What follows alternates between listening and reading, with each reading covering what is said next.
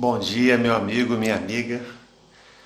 Eu desejo a você um bom dia na presença do nosso Senhor e amado Jesus Cristo.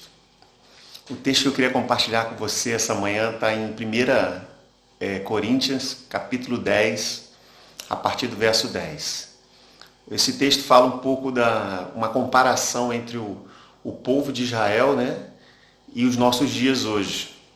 Fala um pouquinho sobre a cobiça, a idolatria, a fornicação, a prostituição que o povo de Israel cometeu no passado e eles sofreram por causa dos seus atos, mas tem uma mensagem muito gostosa no final desse texto aí pra gente, né? A partir do verso 10, capítulo 10, a partir do verso 10 diz assim pra gente: E não murmureis, como também alguns deles murmuraram e pereceram pelo destruidor. Então aqui está dizendo para a gente não murmurar, não reclamar, estar sempre alegre, regozijar, porque temos muito mais a agradecer do que reclamar. Podemos estar numa cama, num leito de enfermidade, mas temos outras bênçãos que nos cercam. Podemos ter infinidade de problemas ao nosso redor, mas tem outras bênçãos que nos cercam. E se você parar para analisar um pouquinho, parar para contar, as bênçãos de Deus são muito maiores do que os problemas que temos enfrentados nessa vida.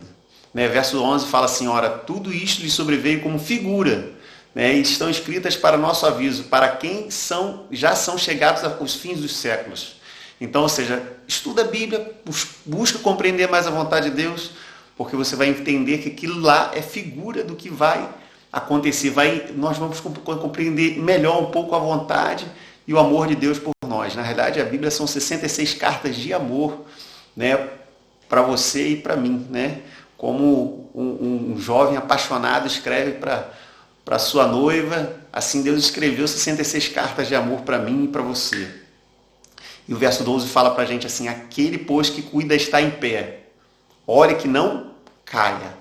Né, que possamos estar atentos, vigilantes, para estarmos firmes, né, na companhia e na presença do nosso Senhor Jesus Cristo. Verso 13 fala assim, para fechar, fala assim: não veio sobre vós tentação senão humana, mas fiel é Deus, que não vos deixará tentar acima do que podeis. Antes, com a tentação, dará também um escape, para que possais suportar. Então Deus, Ele não virá sobre vós tentação senão humana. Deus, Ele é misericordioso, compassivo, e por maior que seja os seus planos, os seus projetos, os sonhos de Deus são sempre maiores e melhores. Ele sempre quer dar muito mais do que poderíamos pedir ou pensar. O homem faz planos, né? Muita gente fez planos, mas não deu certo. Mas o homem faz planos, mas a resposta certa vem da boca do Senhor. Deus, Ele quer te dar muito mais. E Ele quer te dar uma oportunidade de você ter esse relacionamento pessoal com Ele, entender os planos dEle na sua vida e na minha vida. Né? Às vezes a gente acha que Deus se esqueceu, Deus não se importa com a gente, mas será que esqueceu-se o Senhor do povo na hora de provação? Né? Esqueceu-se Ele do fiel Noé, quando caíram os juízos sobre os antediluvianos? Esqueceu-se Ele de Ló, né? Quando desceu o fogo do céu para consumir a cidade da planície? Porventura Ele esqueceu-se de José, né? Quando estava rodeado de idólatras no Egito?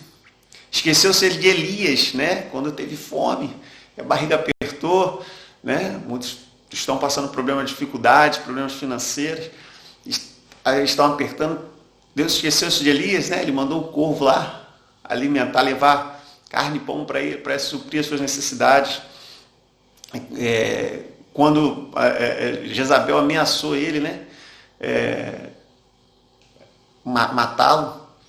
Esqueceu Jeremias no escuro e horrendo fosso da sua prisão, né? Quando estava lá no fosso, lá. Deus esqueceu Jeremias?